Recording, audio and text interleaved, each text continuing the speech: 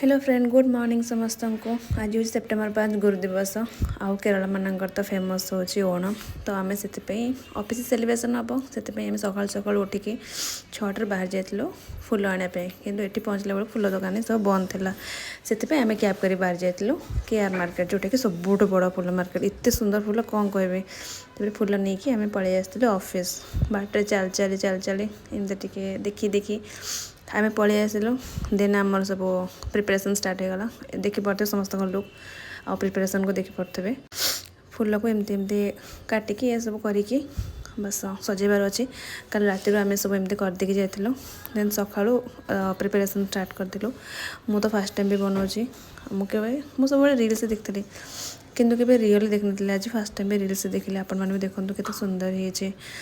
Obviously गजरा टे धरिकी style मारिबा कथा। तापर लड्डू आसला, लड्डू टे खाइलु। देन तांकर साद्या आसला, केरल फेमस साद्या खाइलु। तापर आम ऑफिस पलि आसलु संध्या बेले खायापी डोसा, फ्रेंच फ्राइज, मोमो ये सब खाई आइसक्रीम खाई रूम को पलि आसलु। लाइक से